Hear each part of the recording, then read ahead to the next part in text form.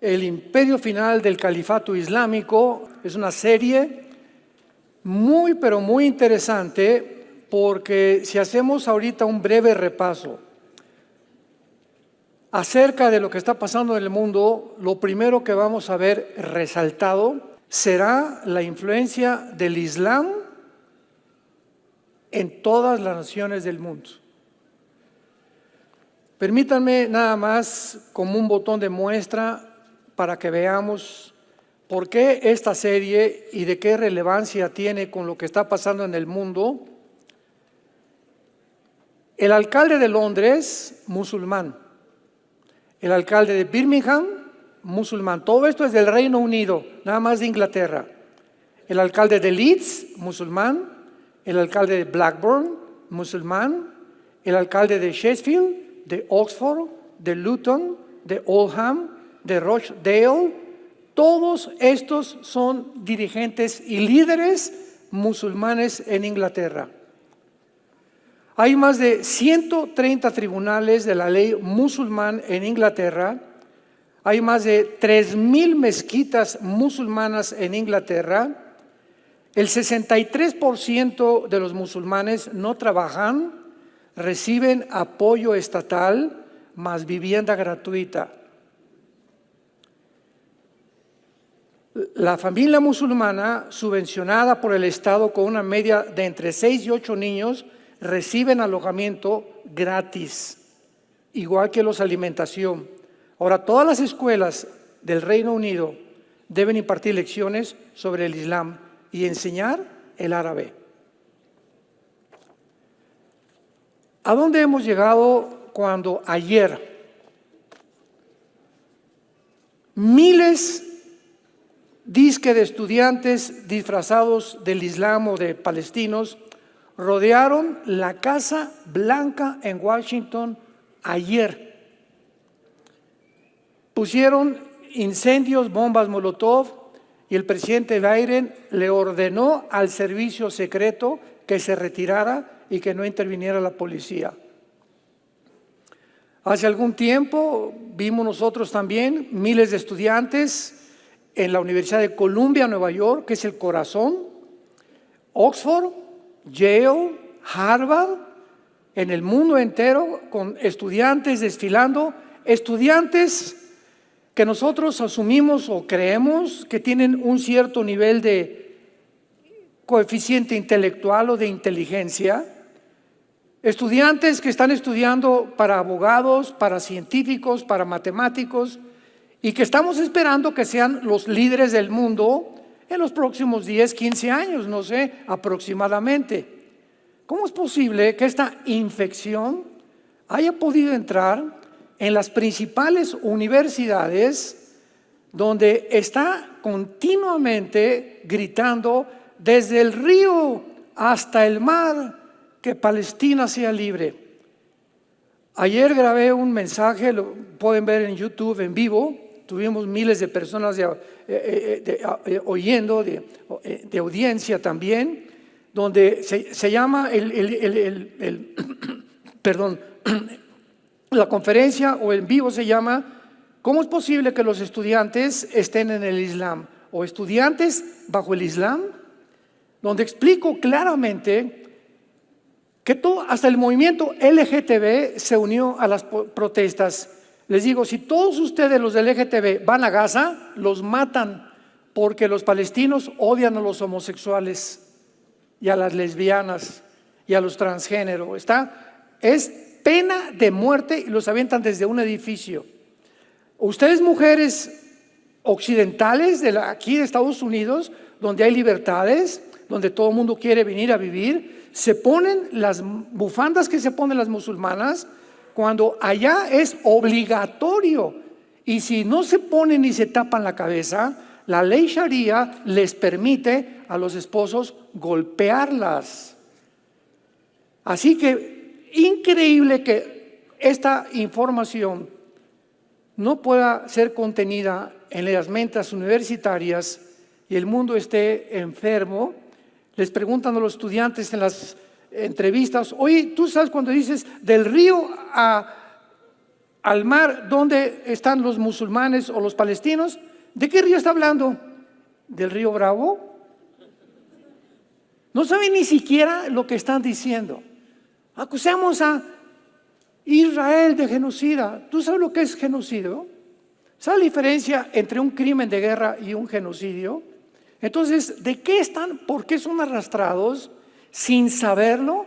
Simplemente se llama psicosis colectiva. Y esto es lo que la Biblia profetizó que en los últimos tiempos iba a suceder.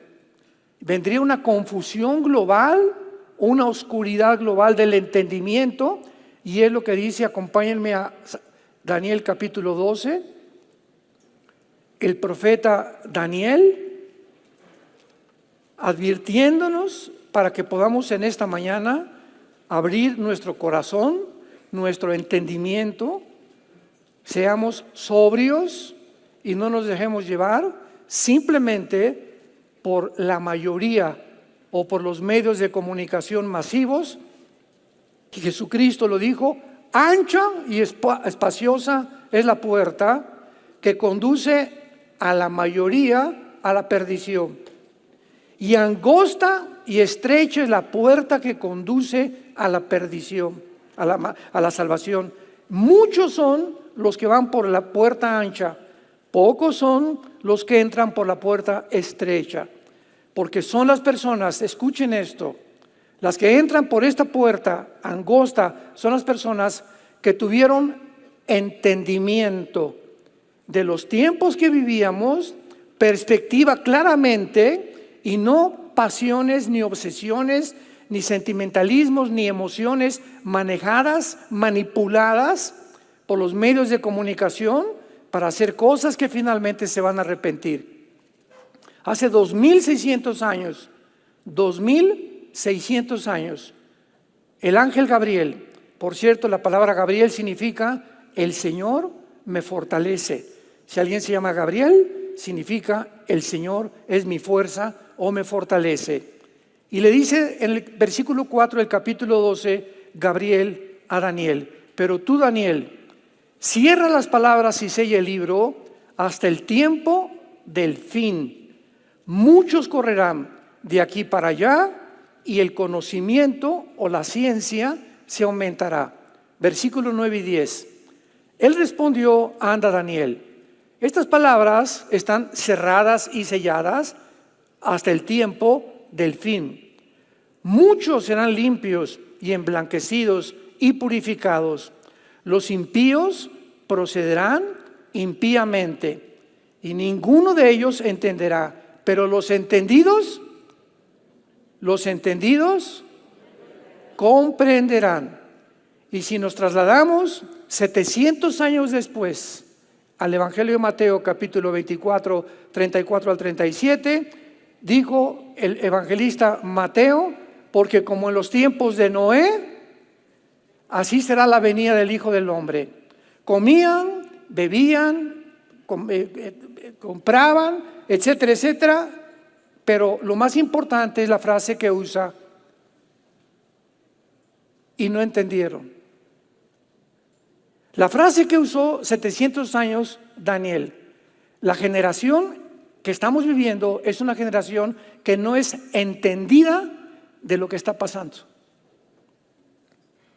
¿Y por qué no es entendida? Venía ahorita platicando con mi hijo Caleb en la carretera. Es la generación milenial y la generación Z. Están desinformados completamente de lo que está pasando en el mundo. No entienden lo que pasó en el Holocausto o el movimiento nazi. No entienden todo lo que está sucediendo en Europa. No entienden tampoco por qué Gaza está como está. Pero los medios de comunicación: es que es un genocidio y miles de civiles. Todo esto lo han inflado a un grado para ahora los malos ser buenos y los buenos ser malos. Falta de entendimiento. Pero si tú vas allá a Gaza, no duras 24 horas vivo. Y cuando dicen libremos a Gaza y libertad a los palestinos, lo que están haciendo al protestar es hundiendo a los palestinos, porque ellos sí quieren ser libres, pero de Hamás, del grupo terrorista que los tiene como los tiene. Y cuando griten liberen a Palestina, están apoyando a que sigan ahí viviendo y que lo sigan explotando. Es el mundo en que estamos viviendo, un mundo completamente al revés, tal como la Biblia lo profetizó. Vamos a abrir nuestras Biblias en esta mañana en el libro de Ezequiel, en el Antiguo Testamento, capítulo 38, y vamos a evidenciar, a demostrar, a probar que la guerra que se muestra en estos dos capítulos, la profecía que hace 2700 años el profeta Ezequiel ha vertido en estas páginas, es la más detallada de todas las profecías de la Biblia de los últimos tiempos. Es una profecía, repito, donde se anuncia una invasión a Israel en los últimos tiempos. Y en esta profecía, lo increíble es que se mencionan las naciones que van a estar involucradas en esta invasión, con detalles como lo vamos a ver a continuación. Y todas estas naciones son islámicas. Al mismo tiempo que se profetiza una invasión de una conglomeración islámica que se está formando ya ante nuestros ojos y que va a ser dirigida por un líder en contra de Israel en los tiempos finales, también se anuncia claramente que es la guerra final de la historia o el Armagedón. ¿Qué estoy diciendo? Que el capítulo 38 y 39 de Ezequiel describe la última guerra mundial, la tercera guerra mundial, la batalla del Armagedón. ¿Cuál va a ser nuestro objetivo en esta mañana? Demostrar que exactamente las características de esta guerra son paralelas, iguales, similares a la guerra del Armagedón en el libro del Apocalipsis. Vamos a ver en primer lugar en el capítulo 39 de Ezequiel, versículo 17 al 20, que se describe al terminar esta guerra un gran banquete de Dios. Y dice así: y tú, hijo de hombre, así ha dicho Jehová el Señor, di a las aves de toda especie, a toda fiera del campo, juntaos y venid, reuníos de todas partes a mi víctima que sacrifico para vosotros, un sacrificio grande sobre los montes de Israel. Comeréis carne y beberéis sangre. Comeréis carne de fuertes, beberéis sangre de príncipes de la tierra, carneros, corderos, machos cabríos, bueyes, toros engordados, todos en Basán.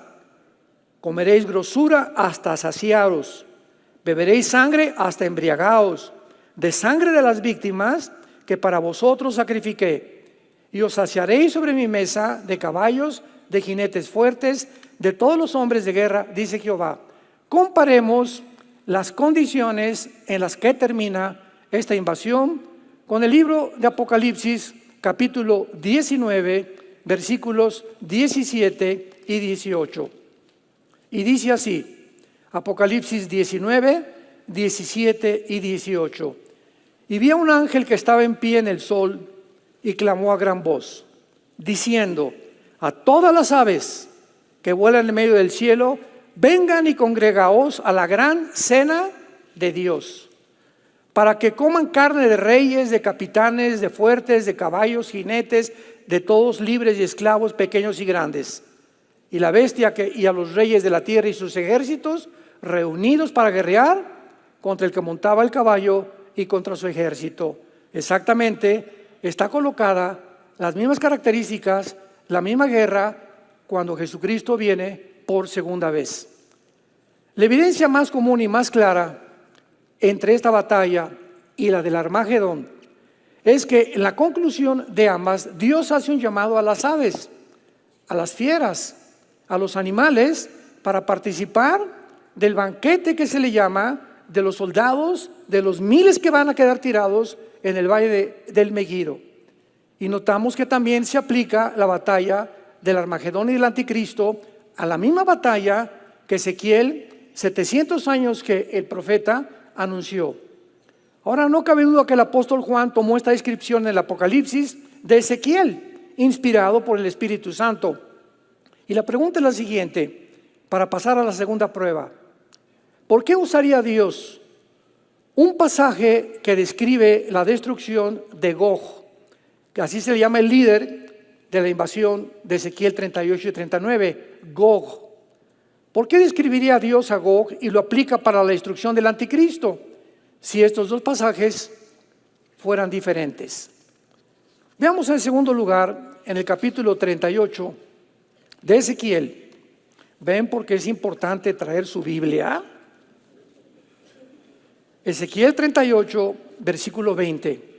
Veamos que ambos son destruidos por un gran terremoto. Que los peces del mar y las aves del cielo y las bestias del campo y toda serpiente que se arrastra sobre la tierra y todos los hombres que están sobre la faz de la tierra temblarán ante mi presencia. Vemos que en esta guerra de Ezequiel 38, la presencia de Jehová, que va a ser Jesucristo, va a ser real. Se va a manifestar físicamente, porque la palabra presencia en el hebreo es la palabra panim, con P de papá y M de mamá al final. Panim, que significa la presencia física de algo o de alguien. Temblarán ante mi presencia y se desmoronarán los montes y los vallados caerán y todo mundo caerá a tierra.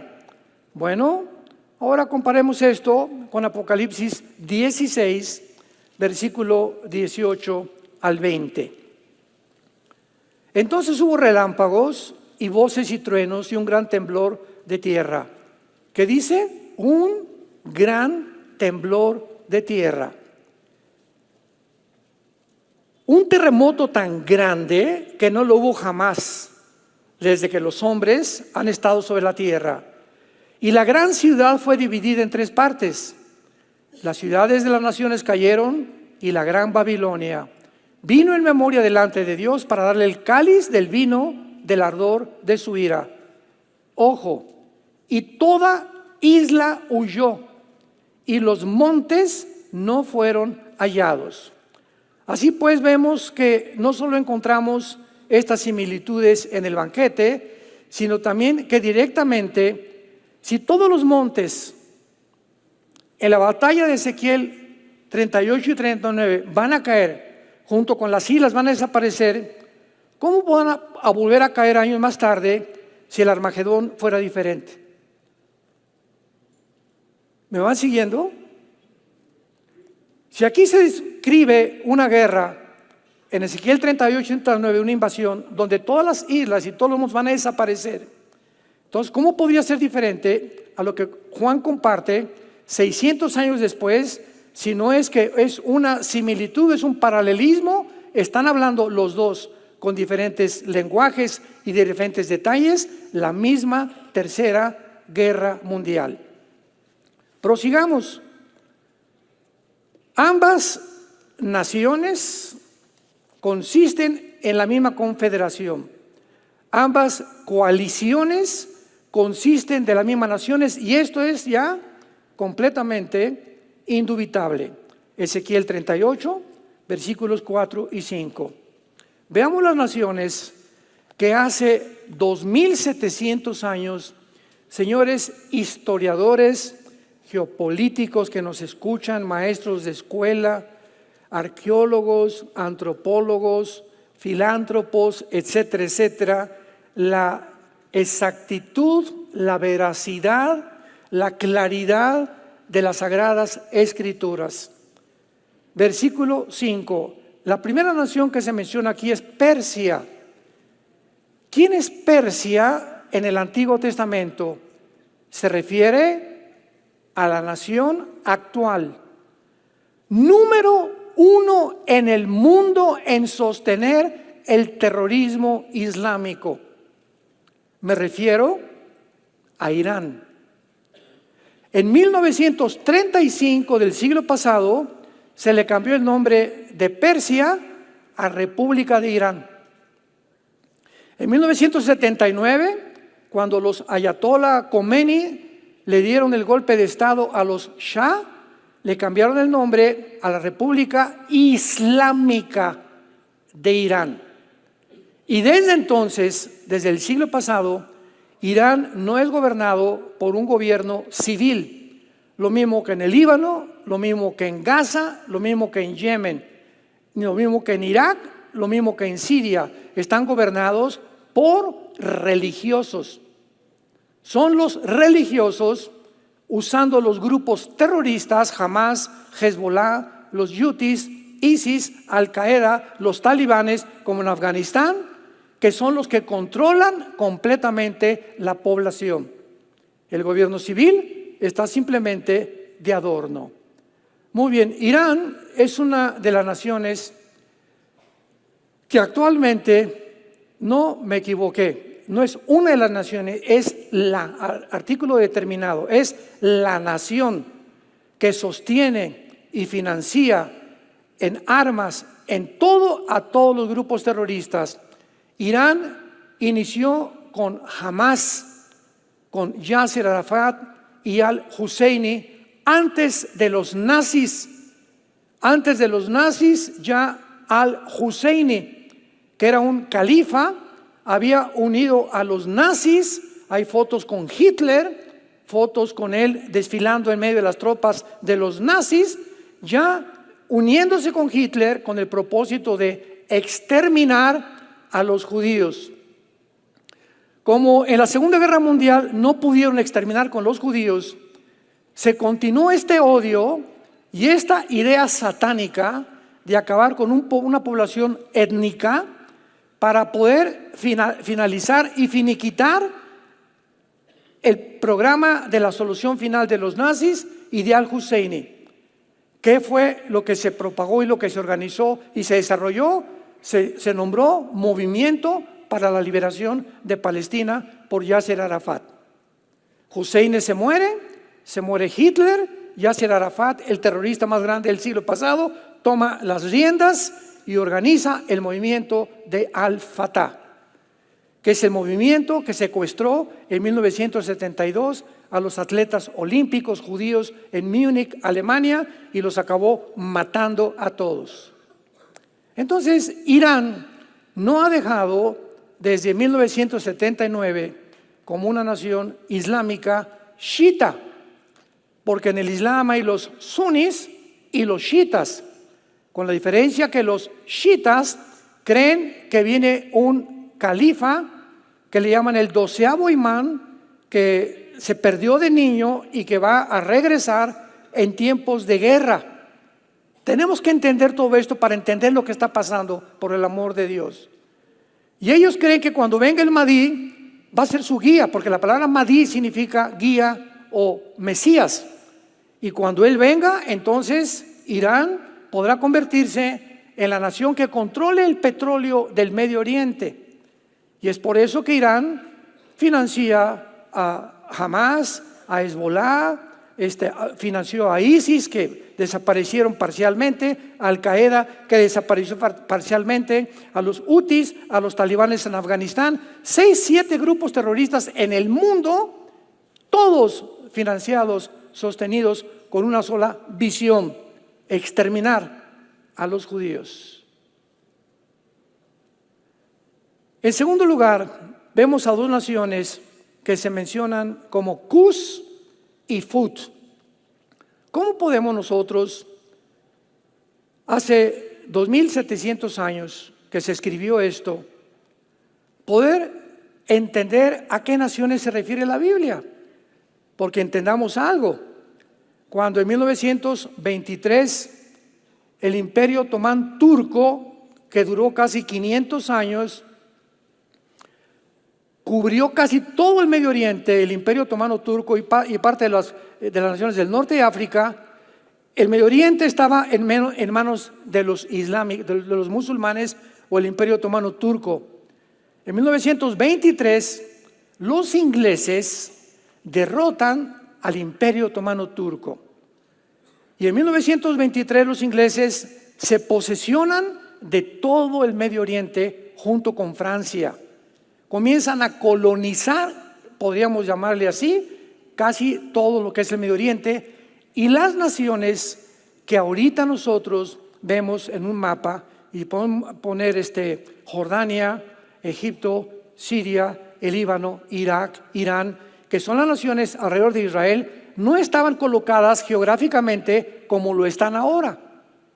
Entonces, ¿cómo podemos nosotros saber a qué naciones se refiere la Biblia cuando no aparecen los nombres? El de Persia pues fue muy fácil, porque ya vimos que en 1935 le cambian el nombre a Irán. Pero Cus y Fut, ¿quiénes son? Muy bien. Para todos ustedes que estudian la Biblia, la única forma de determinar las naciones mencionadas con estos nombres como Cus y Fut y ubicarlos en la zona geográfica, porque la única manera de saber en esa zona geográfica donde están Cus y Fut quiénes están, para determinar qué naciones ahora ocupan ese territorio. Tenemos que regresar al capítulo 10 del libro de Génesis. Y en el capítulo 10 del Génesis se describe las 70 naciones que se originaron de los 3 hijos de Noé. Después del diluvio, los únicos sobrevivientes fueron 8 personas: Noé, su esposa, sus 3 hijos, Jafet, Sem y Cam, y de ahí se formaron todas las naciones del mundo. De Jafet se formó todo lo que es el territorio anglosajón, Europa. Los blanquitos, los güeritos, los de ojos claros, son europeos. De ahí vienen todos los güeritos, aunque estén ahorita en Brasil, en México, etcétera, etcétera. Los anglosajones, que era el sueño de Hitler, mantener la raza aria. Y dice que purificar esa raza, porque de acuerdo a Hitler, ¿verdad?, los güeritos y los mujeres azules eran los que tenían más inteligencia y más dotados, etcétera, etcétera. En las Olimpiadas de 1939 ganó Dodson, un negrito que humilló a los nazis, lo querían matar, tuvo que regresarse a Estados Unidos porque odiaban ellos, eran racistas. Y aquí encontramos en el capítulo 10 de Génesis que Cam funda el continente africano y Sem todo lo que es el Medio Oriente y el Asia Menor y el Asia Central. Vean ustedes esto. Si vemos un mapa, vemos que en el Asia casi todos, ¿verdad? Vamos a ver China, Mongolia, Corea, Japón, Filipinas, etcétera, etcétera, tienen rasgos característicos diferentes de los occidentales. Aquí no hay nadie así. Y esto no es burla, ¿verdad? Simplemente es una comparación. Los japoneses lo tienen un poco más, los párpados más acá, los coreanos un poco más jalados los párpados, pero son características que los ubican a ellos como asiáticos, descendientes de Sem. Ahora bien, todos estos asiáticos emigraron y llegaron al continente americano, donde tú y yo vivimos ahorita, y entraron al continente americano por el estrecho de Bering, casi cerca de Alaska. Por ahí entraron y llegaron y formaron Estados Unidos. ¿Quiénes son los que formaron Estados Unidos? Los indios cherokees, los sioux, los apaches, todos con las mismas características asiáticas, porque venían del Asia de los descendientes de Sem. Ya casi los ojos rasgados los fueron perdiendo poco a poquito. Y llegamos a México, tlaxcaltecas, chichimecas, náhuatls, aztecas, etcétera, etcétera, con las mismas características. Y llegamos al Ecuador, los lacandones, y llegamos a las selvas de Sudamérica, las mismas características. Todo el pueblo indígena del continente americano descienden de Sem, de los semitas. Y del otro, Sem y de Jafet, y de Cam el continente africano. Ahora bien, Cus y Fut los encontramos en el versículo 2 de Génesis capítulo 10. Los hijos de Jafet, vimos que son los que forman el grupo anglosajón europeo: Gomer, Magog, Madai, Javán, Tubal, Mesec, que aparece también en Ezequiel 38, y Tiras. Los hijos de Javán: Elisa, Tarsis, Kitim y Dodanim. Versículo 6, los hijos de Cam: Cus, Mizraim, Fut. ¿Quiénes son pues entonces Cus y Fut en Ezequiel 38? Las naciones que están formando ahorita el norte de África, y me refiero a Etiopía, Sudán y Libia principalmente, y son primordialmente musulmanas también. Ahorita la nación más grande en el mundo musulmana es Indonesia, le sigue Etiopía, y vemos nosotros que estas naciones van a formar parte de la coalición de naciones que va a dirigir el anticristo. Vamos bien. Gomer y todas sus tropas, la casa de Togarma. Gomer y Togarma son Turquía moderna.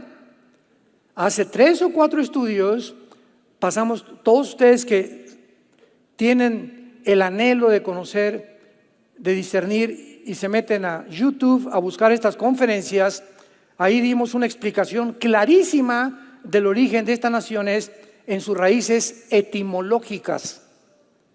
La etimología es la ciencia que se encarga de descubrir las raíces de las palabras, que casi todos vienen del latín, del griego, del hebreo, la mayor parte de los lenguajes del mundo entero. Entonces ya vimos claramente, ¿verdad?, que pertenecen a Turquía moderno.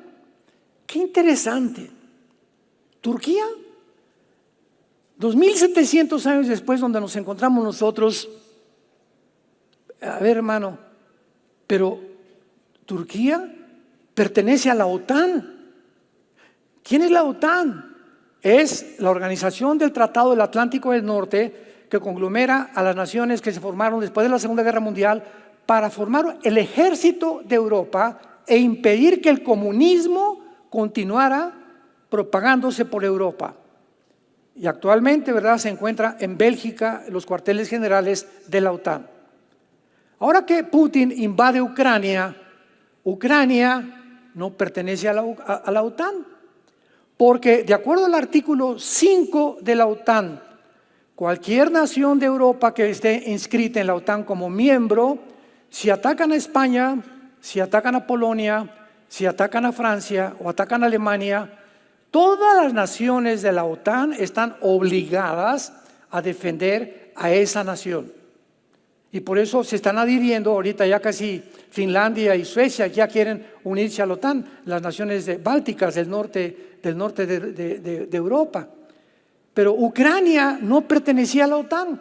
Y cuando vio Putin que la OTAN estaba subiendo por Europa hacia el norte, cuando en el Pacto de Varsovia del siglo pasado se estipuló que la OTAN, la Unión Soviética hizo un tratado con el Pacto de Varsovia, por favor, ya se les prohíbe a la OTAN subir más de Europa y adherir a más naciones miembros. Ya así como están, y firmaron los de la OTAN. Cuando Putin ve que continúan subiendo y tratando la OTAN de agarrar más naciones, manda y rodea Ucrania con 150,000 soldados y les dice: espérenme tantito, ustedes están violando un pacto. Aquí a Ucrania no se me metan, porque es mi patio, es el patio de mi casa. Si ustedes se meten a Ucrania y ponen misiles nucleares apuntándome a Moscú, que está a 15 minutos, pues se acabó Rusia. Y esa es la razón por la cual Putin actuó de una forma lógica, de una forma, aunque le llaman el diablo, lo que tú quieras. Él no hizo más que defenderse. Ya todas las barbaridades que ha hecho ya son adicionales, pero él lo hizo para protegerse, porque no podía. Pero Biden, el presidente de Estados Unidos, quería Ucrania porque también Biden quiere conquistar el mundo. Los Estados Unidos no han cejado de su sueño de conquistar el mundo entero, pero se enfrentan ahora con otro coloso, Rusia y Estados Unidos. Entonces, estamos viendo tú y yo en el siglo XXI, donde por primera vez las naciones occidentales, Europa y Estados Unidos, que supuestamente están unidos, supuestamente porque Estados Unidos ya es un tigre de papel. Y por el otro lado están los africanos que estaban esperando en Europa, y está en Europa que estaban esperando en Rusia y Estados Unidos también, que se unen los dos colosos, el Oriente y el Occidente. Y ahora se enfrascan, el Oriente ya no es una pelea entre España contra Brasil o Estados Unidos contra Japón. Ahora son dos hemisferios los que se enfrentan en el tablero del ajedrez del mundo para tratar quién se come el pastel. Y antes de que puedan ellos enfrentarse, ¿qué tienen que hacer las naciones orientales? Número uno, conquistar el Medio Oriente, porque ahí está el petróleo. Número dos, China tiene que conquistar Taiwán, porque Taiwán tiene el 65% de la producción de los chips del mundo entero. Ahora que estuvo la pandemia, vimos el caos en las fábricas y en la producción de vehículos, que no había, ibas a comprar un carro, no había carros nuevos. Artículos de radio, cosas comenzaron a dejar de vender porque los chips los fabrican en Taiwán. Y si China está unida con Rusia y con Irán, porque ya son compadres, y ahora que se les unió Turquía, lo voy a explicar, pues entonces tiene primero Taiwán y el Medio Oriente conquistarlo, que es lo que están haciendo ahorita. Porque el Dios de la Biblia es el Dios de Israel. Y dijo que es indestructible y que nadie lo podrá eliminar ni aniquilar hasta que Jesucristo venga. Y que la tercera guerra mundial tendrá lugar de una forma que no es coincidencial en el territorio que ocupa ahorita Israel. Ahí va a ser la tercera guerra mundial. Para que vean nomás las ramificaciones y la relevancia de todo lo que está sucediendo. ¿Y por qué está concentrado el Medio Oriente? Vuelve otra vez a resurgir en los encabezados de los periódicos, porque ahí es donde la Biblia profetizó hace cientos de años que iba a culminar la historia con esta matazón. Muy bien, Turquía, nos quedamos con Turquía, pertenece a la OTAN. Recep Tayyip Erdogan, presidente de Turquía actualmente, es uno de los más grandes líderes islámicos del mundo también. Hace como 1 año, 2 años, dio una conferencia y él dijo que él anhelaba ser el próximo califa del mundo islámico, cosa que no ha podido todavía. Él propició un autogolpe de Estado hace algunos años y ahora él tiene un control completamente, pero cuando vino la guerra de Ucrania y como pertenece a la OTAN, se dio cuenta Erdogan, como otras naciones que se venden, no tengo grano, no tengo armas, no tengo petróleo. Putincito, ¿qué, mijito? Venga, para acá, aquí siéntese, mira, aquí yo lo voy aquí siéntese todito, vénganse para acá, ahorita es el tiempo, aquí yo los voy a cuidar. Yo soy la mamá de los gallinos de los huevos de oro. Júntense conmigo y los voy a proteger. Y esto ha hecho que todas las naciones, desde la guerra de Ucrania, porque Ucrania es el 65% que produce el petróleo, el trigo en el mundo. Y entonces si Erdogan en Turquía no tiene comida y no tiene armas, pues sufrió un golpe de Estado. Entonces ya no corrió con Biden. Y ahorita repito, Biden es un tigre de papel, Estados Unidos ya va pero así, una velocidad impresionante hacia abajo. Qué coincidencia que no aparece en la Biblia Estados Unidos. En las naciones que estamos mencionando no aparece Estados Unidos, lo que nos asumimos que va a desaparecer, ya sea moralmente, ya sea una bomba nuclear, no sabemos, pero Estados Unidos pasa a segundo o tercer lugar en la supremacía política, económica y militar del mundo. Entonces ahorita todos están bajo el paraguas de Putin y le dice Putin vente para acá, y esto hace que Erdogan en cualquier momento le diga a la OTAN adiós. Vean, síganme esto con mucho cuidado. Cuando Turquía le diga a la OTAN adiós, renuncio, porque así lo dice la Biblia, que Turquía forma parte del gobierno del anticristo final, entonces Europa se queda sin ejército, se quedó sin Inglaterra. ¿Se acuerdan del Brexit?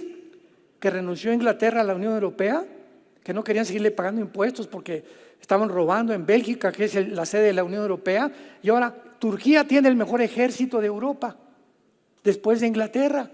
Y si Turquía se sale, Europa se queda como el pollito, pío, pío, pío.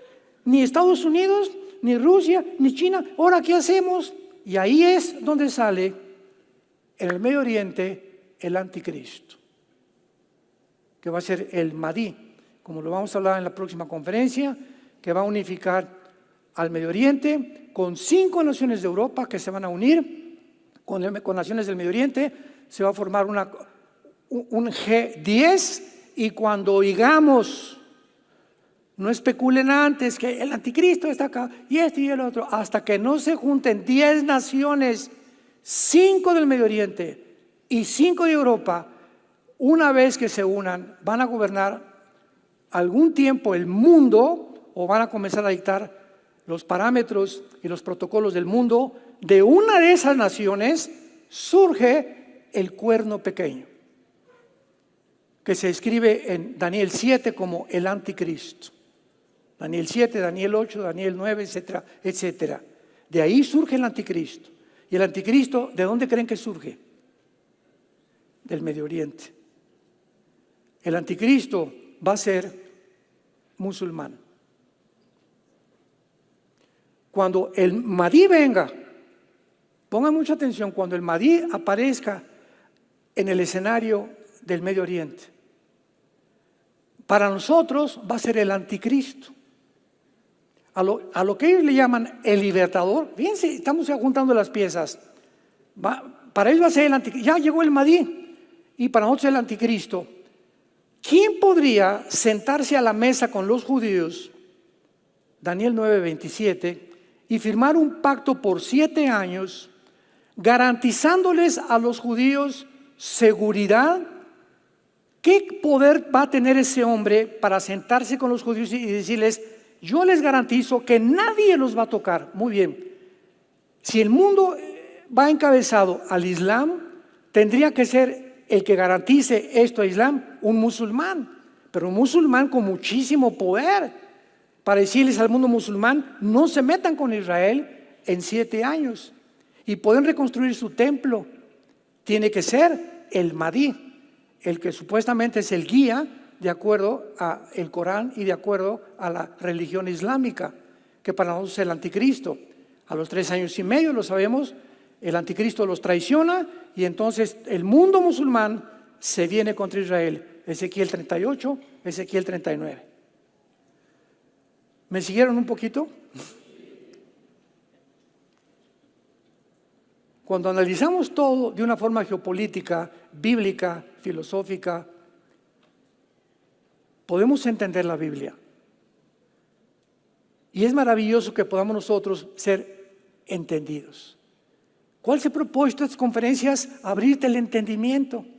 Del río al mar, sáquese.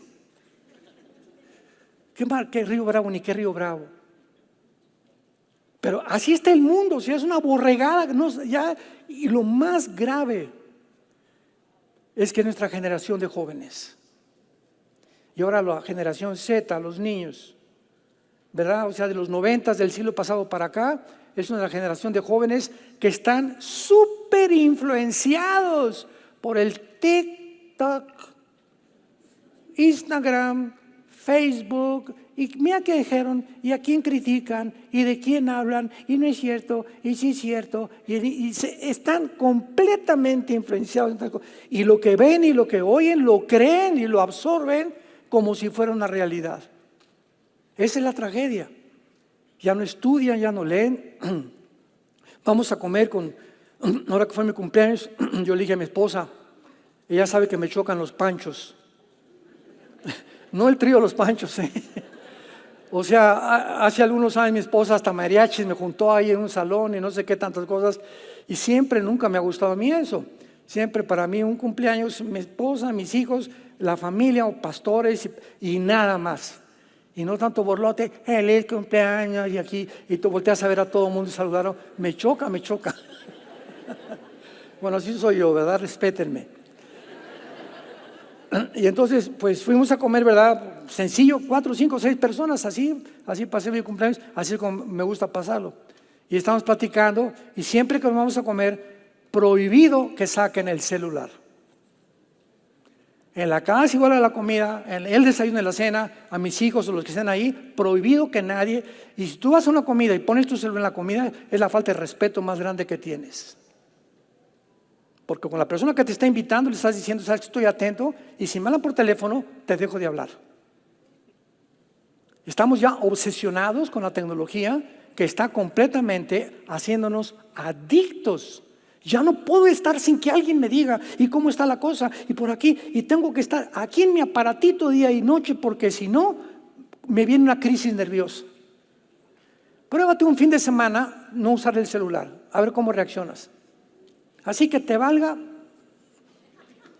ya sabes.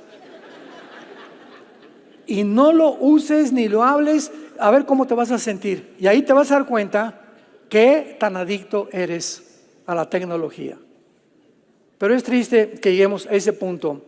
Entonces, finalmente, aquí en nuestro pasaje, encontramos también que otra de las pruebas más grandes, que no solamente son las mismas naciones que van a formar parte del anticristo, como es posible que formen parte también de una invasión que se había enseñado que iba a ser o antes o al principio de la tribulación o a la mitad de la tribulación.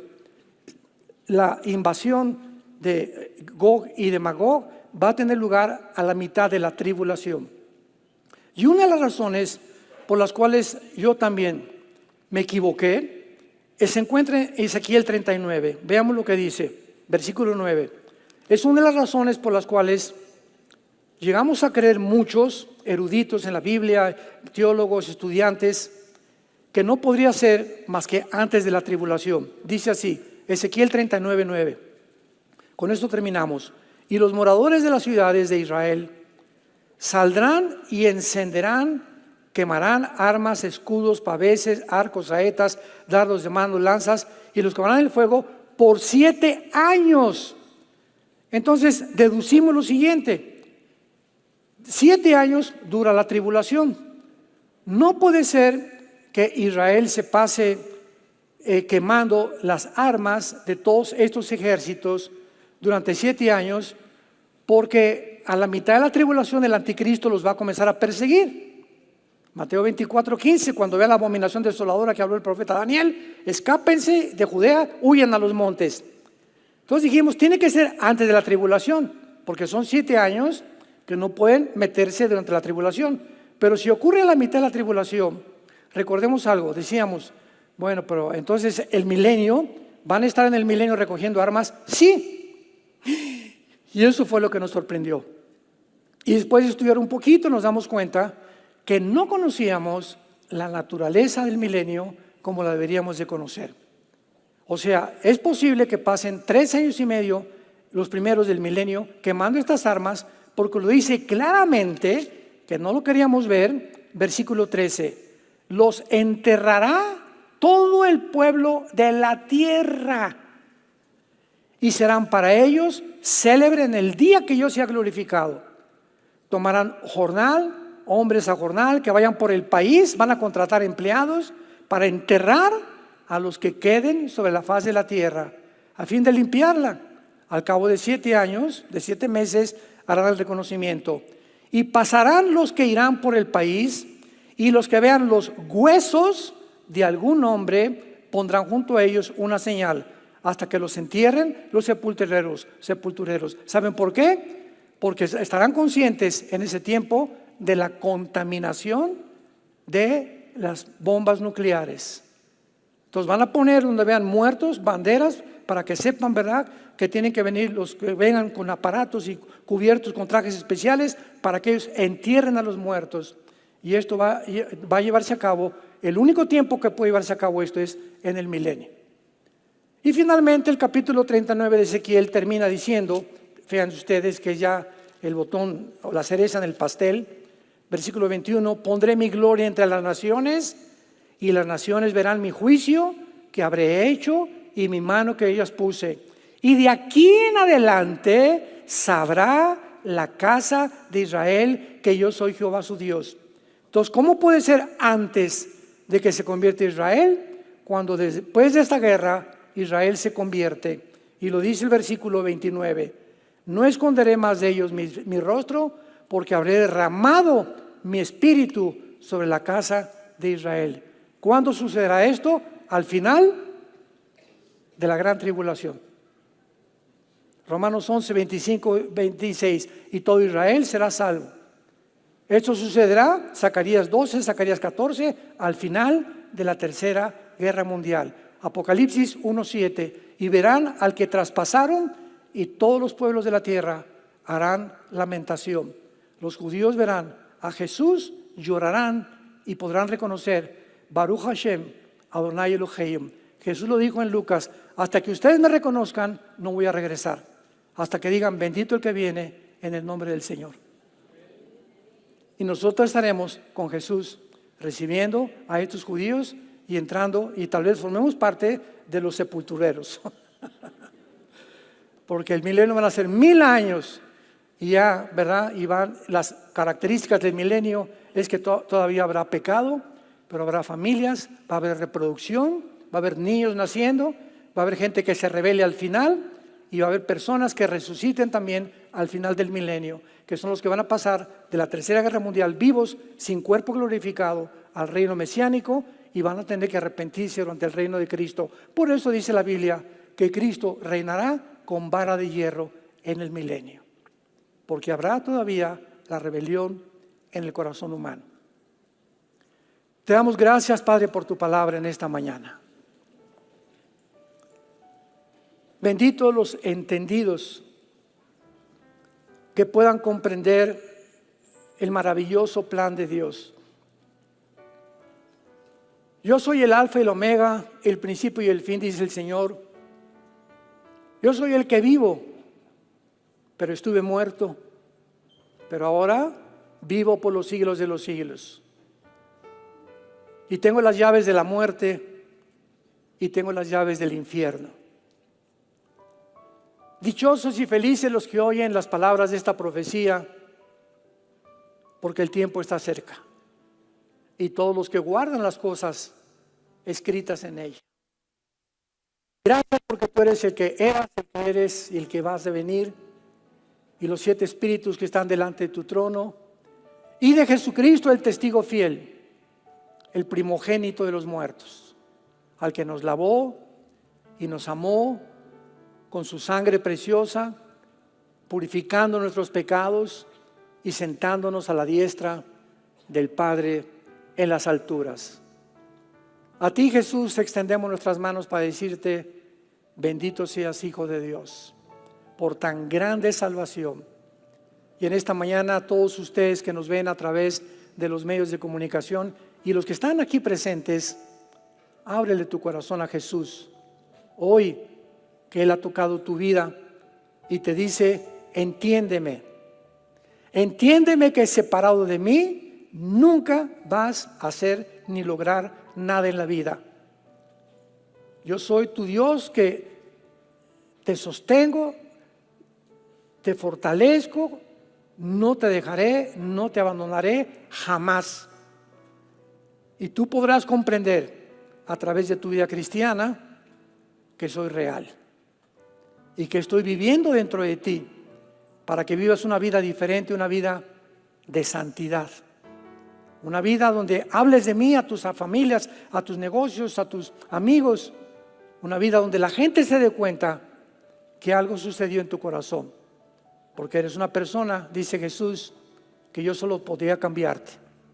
¿Qué tengo que hacer? Me dirás, dile estas palabras: Señor mío y Dios mío, perdona mis pecados. Gracias por tan grande sacrificio en esa cruz, al derramar tu sangre preciosa para perdonarme y resucitar a los 3 días para demostrarme que tú tienes realmente el poder de la vida y de la muerte, porque sacaste a la luz la muerte y el evangelio y la vida inmortal.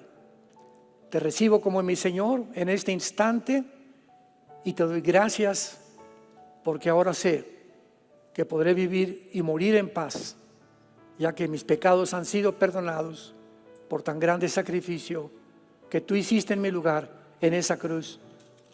En el nombre de Jesús. Amén.